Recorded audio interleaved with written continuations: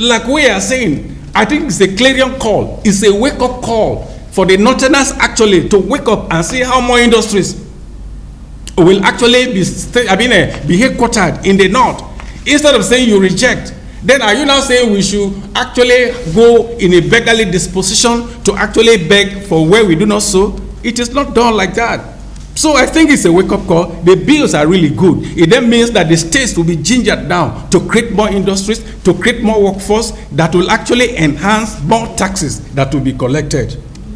The Arewa Civil Rights Movement urged the northern lawmakers to disregard the directive from the state governors as they have no basis to issue such a directive. We have said earlier, on what basis are they even actually issuing the directive?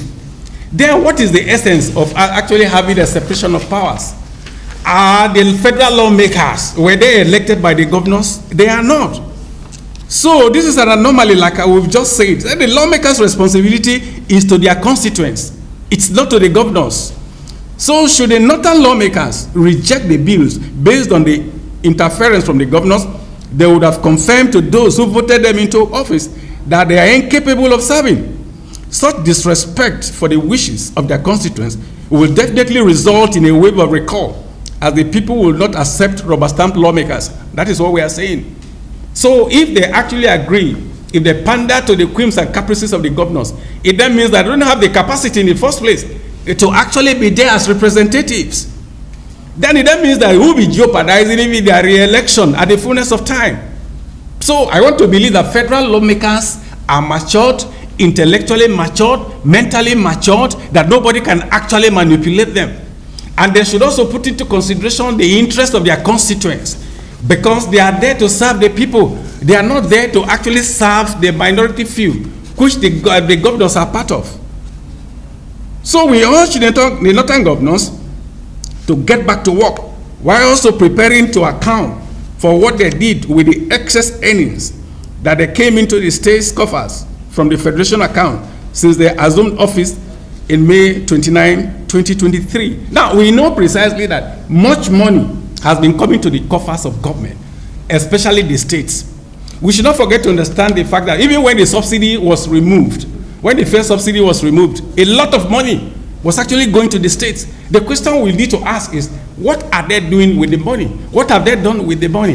They are now saying that, okay, with this bill, because along the line, but they won't have money and things like that. So this quantum, this humongous quantum of cash that has been going to their place, what have they been doing with it? I think the most important thing is accountability.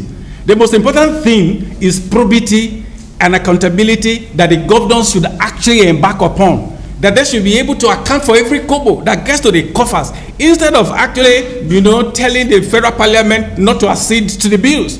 I think the best thing for them to do is to embark on accountability and see exactly how the humongous amount that has been coming is utilized.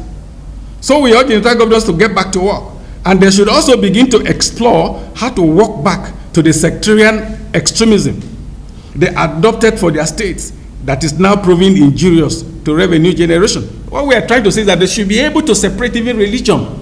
They should be able to, actually separate religion from capacity to work. They should not actually, capitalize on the sentiments of the people, bringing a lot of things into consideration even before such bills are sent to.